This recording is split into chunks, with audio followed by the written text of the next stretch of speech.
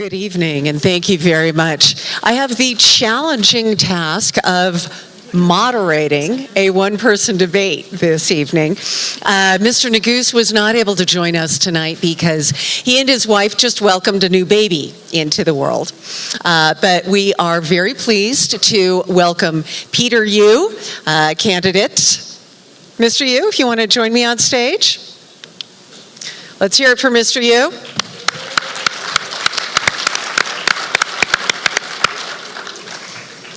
We appreciate your willingness to be here tonight. And before we begin with questions, I want to introduce our questioners, and then we'll go over the ground rules. So for this portion of the evening's conversation, our panelists will be Chris Treese from the Colorado River Water Conservation District. Chris also serves as Club 20's Water Committee co-chair. We have Julie Williams, who does state government affairs for Chevron, and Molly Mugglestone, who's the Director of Policy and Communications at the Business for Water Stewardship. Thank you all for being here tonight and giving us your time. So just a reminder about how this is going to work, even though we only have one candidate on stage. I think it's still important to remind everyone of the ground rules of civility. Limited applause is allowed, and overly enthusiastic supporters should recognize that an extended outburst could cut into Mr. Yu's time, and you don't want to do that. I don't want that. Unruly disruptions are prohibited, and the moderator reserves the right, the moderator would be me, to call on security and have people removed, and also to reduce the candidate's available time during closing comments.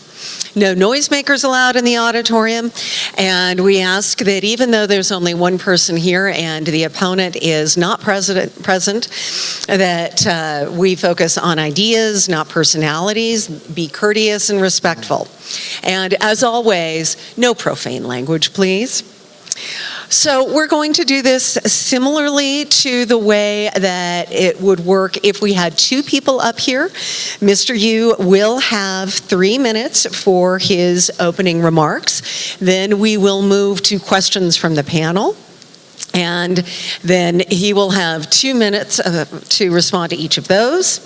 And then he'll have approximately 3 minutes for his closing remarks. So with that, let's get started. Mr. Yu, if you'd like to start with your opening remarks. Thank you, Edie, so much for being our moderator today. And I just want to say thank you to Club 20 for inviting me. I'm dearly sorry that it's just me today. You guys deserve to be able to hear from both your representatives. And it's unfortunate that you won't be able to hear from both of us and be able to hear both of our ideas. I've also heard that basically over the last few years, the 2nd Congressional District actually hasn't been at this event, and I apologize for that as well. You, the constituents, deserve our respect and our commitment to be at this event every single term, every single election, and I promise you I will be here next time in 2020. So thank you so much for everything, and thank you for having me today. A little bit about myself. So my name is Peter Yu, and I'm your Republican candidate for the 2nd Congressional District. A little bit about myself is that my mom and dad, my 6 brothers and sisters all immigrated to the United States in 1969, and then they had some brilliant idea, despite the fact that they were poor, broke, and hungry, to have another child. I like to say that they kept having children until they got it right. I think they got it right. So anyways, the one thing about my family is that we're extremely proud of this country. We know how much we love it. We understand how lucky we are to be here. You look at the family, when we came here with absolutely no money, not even speaking the language, nothing but just a job opportunity lined up. And the best part about that is if you fast forward, despite the fact that we grew up in poverty, 5 of the 7 children got college degrees. The 2 that didn't, my oldest brother and my oldest sister, and the only reason why they didn't get college degrees is because they were too busy working to keep us alive. But the best part about America is that you fast forward today, all 7 children are doing amazing in life. We're all standing on our own 2 feet. We own homes, we have families. And you know what? We are truly living the American dream. We may not be millionaires by any means, but guess what? It's a life that we are extremely proud of. And I tell you what, one other thing too, is that when we sit there and think about the alternatives, it's scary about where we could have been. And you know what? We know that in this country, anything is possible. And that's why I'm so excited to be here. I'm excited to represent you. And I'm excited to give you answers. You know, not basically just give you the things that you want to hear. And that's the problem you have with so many people who run for office. They simply just tell you what you want to hear to get your vote. And you know what?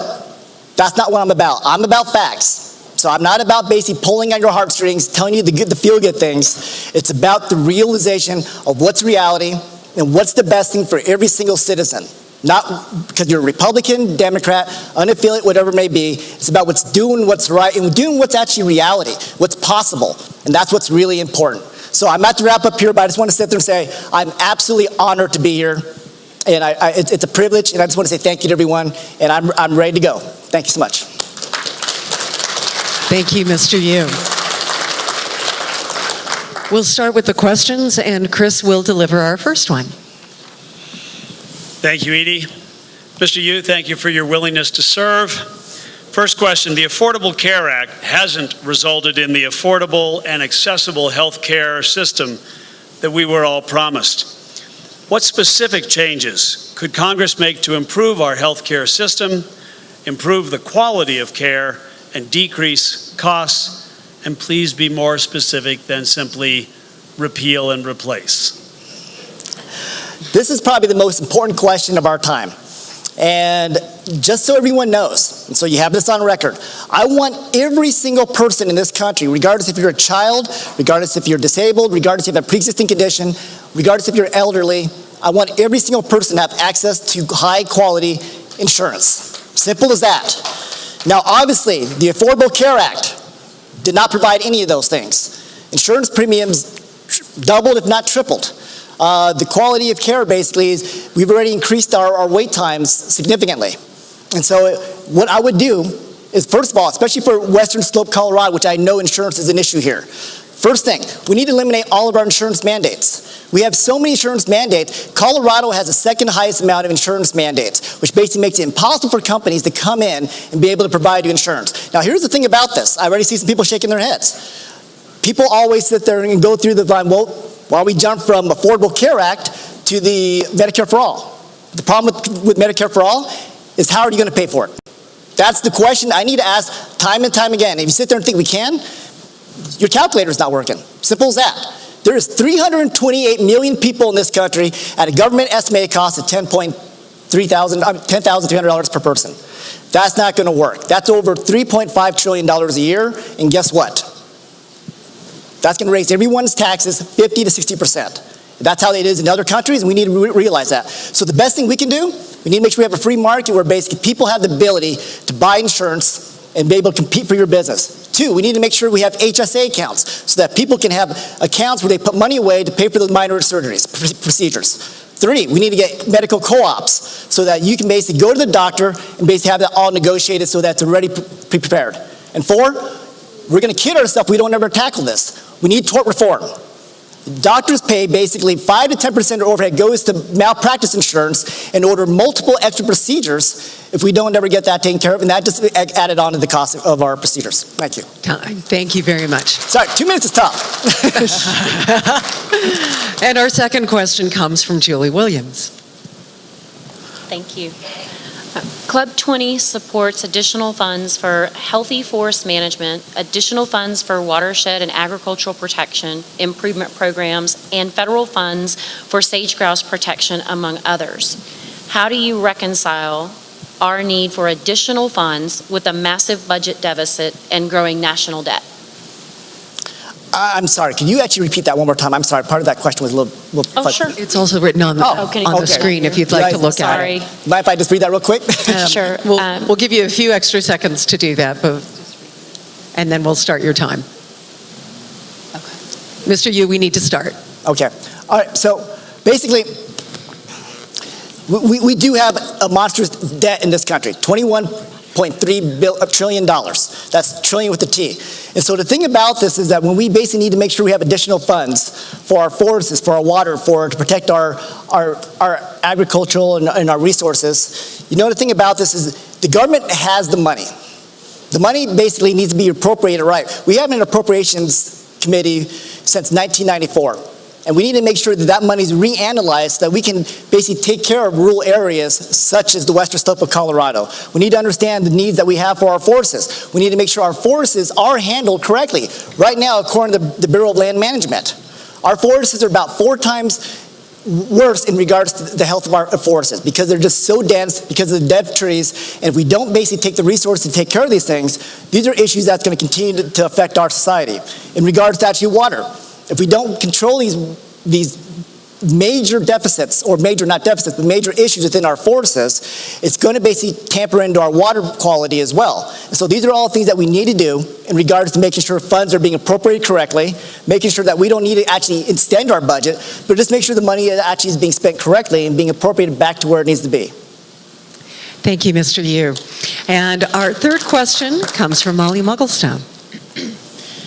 Much of Colorado's water originates in the 2nd Congressional District. In the past, we've seen attempts by the federal government to control Colorado water by attempting to maneuver around Colorado water law. How will you protect Colorado from any future attempts from the federal government and its agencies from this intrusion into our water rights? Well, I'm a native Coloradan, born and raised here in Denver, Colorado. And Colorado's been my state, and I will never leave it. And the one thing I want everyone to know is that this is a state requirement, and I will always protect the residents and the citizens of this state, and I will make sure that the federal government doesn't have the right to come and try to take any of the water rights of this state. It is important to me to make sure that our natural resources stay where they're supposed to be within our state, and making sure that our citizens are first and foremost in regards to how we handle our resources, and making sure that you guys are taken care of, and making sure that, you know what, the federal government doesn't have a right to what we properly own. So thank you. Thank you. You see how much faster this goes, and there's only one person up here? It's amazing. Well, I feel like I'm on Jeopardy right now, so it's okay. Understandable. All right, and now our fourth question goes back to Chris Therese. Thank you, Mr. Yu. The district you hope to represent includes communities that share many similarities, but also has significant differences in demographics, economic drivers, transportation needs, and other areas. Given these differences, how do you propose to best represent the diverse constituencies of the 2nd Congressional District? I understand that where I live right now, which is more metro Denver, is not the same as, the western slope or rural Colorado. And the thing about this is we need to take everything in consideration to make sure that everyone is treated equal in regards to, I personally, driving up here today on I-70, the road, I understand, doesn't just stop at Vail. It comes all the way through the entire western slope, through Grand Junction. And you guys need to understand that I care about those things, to make sure that we basically get the right, once again, making sure federal funds are properly allocated to our federal highways, to make sure, because I understand one thing too, that I-70 is the lifeline of this society here. And if it doesn't have the correct, proper, road structures, as well as being able to the right accessibility, it affects everyone. So those are the things we need to make sure is that we understand that, regardless if you're a city of 500,000 people or just a rural community, it needs to be treated exactly the same, regardless if it's roads, regardless if it's education, regardless if it's water, regardless whatever it may be. And so it's a situation we need to analyze everything individually, obviously, but make sure that everyone does have a fair share in regards to what our government's capable of doing, and making sure that the citizens of this area, as well as every other area with our state, are properly taken care of, and it's evaluated. And we can have roundtables to make sure that we take care and analyze what's actually important and making sure who's not being left behind. And that's what we need to do in regards to making sure we have a diverse mindset as far as how to take care of all these situations. Thank you. Our next question comes from Julie Williams. Mr. Yu, what in your view is the future role of the fossil fuel resources produced in Colorado in providing for our energy needs? And how do you think economics, energy security, politics, environmental consideration, and other related factors influence your view? Well, you know what? This is actually something that's really dear to my heart. I actually, as a person who has spent the last 5 years of my life working in renewable solar energy, I actually think I know a lot about this industry. I actually left a very lucrative career to go into renewable energies. because I care about the environment just like everyone else. If someone sit there and say that one party doesn't care about the environment like the other, that's just misleading and untrue. But the one thing I've learned is that, you know what? Our renewable solar energies, wind, not there yet. Only 1% of our country is run by solar power. Only 7% is run by wind. So it's not a feasible source of energy right now. And the thing about this, what people don't realize, it was just 15 years ago that we were paying on average $5 a gallon for gasoline. Electric bills were twice what they were today. And so people forgot how tough things were just 15 years ago. And the beauty of this is I am all for making sure we have a current industry where we can harvest our natural resources of oil and gas. And people sit there and say, well, don't you care about our environment? Don't you care about our health? Absolutely I do. Like I said, once again, I breathe the exact same air as all of you do. But the one thing about this is Colorado has the Colorado Department of Public Health and Environment. It's run by John Hickenlooper, our Democratic governor. And guess what they found? There's absolutely 0 levels of elevated toxins outside the 500-foot setback. One more thing, you want to couple that with something else? How about the National Cancer Institute and the Center for Disease Control? What they found? Weld County, which has 90% of our wells and has been fracking for over 50 years, has the lowest rate of cancer amongst the 9 counties that make up the greater Denver metro area. So it's proven that it is a safe environment. It's proven that it's a safe resource. And the thing about this, what people don't realize, is natural gas has done more for our environment than solar and wind combined. And the reason why is because basically it's a resource that burns at 60% cleaner. And the best thing about this, it also makes sure that you, the average citizen, which I've learned through all my time of trying to get someone to convert their home to solar, they just can't afford it. And so to raise your electric bills, to raise your gas bills would be a crime. Thank you. Thank you, Mr. Yu. And our final question comes from Molly Mugglestone. Club 20 supports relocating the national BLM headquarters to the west, and more specifically to western Colorado. Do you support such a move? Why or why not? I absolutely support that move. 85%, yes. 85% of all the federal lands are on the western part of the United States. And for it to be in the wrong area, how is it supposed to be able to manage our resources? And they need to be able to be up front and center. One, for one, it would create more jobs. But then two, it allows us to manage our forests. It allows us to manage our resources more properly. And it would be the best thing for our society to be able to have that where all the federal lands are located. They can also analyze what should be a federal land, what shouldn't be a federal land. I mean, the one thing about this is people always talk about how much acreage in Colorado or even the western side of the United States is covered with basically been designated as federal lands. Now, I'm all for protecting true gems of our country. Rocky Mountain National Park, all of the things that we have in our society.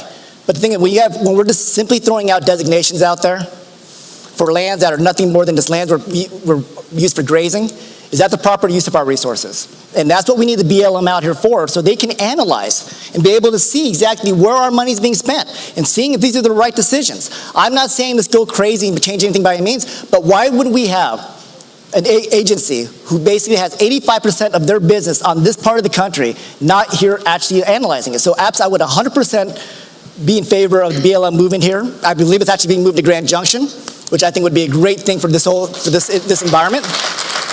And it would be also great for our society to be able to have them here front and center so that they can talk with you and you guys can analyze exactly what's best, the best usage of our lands.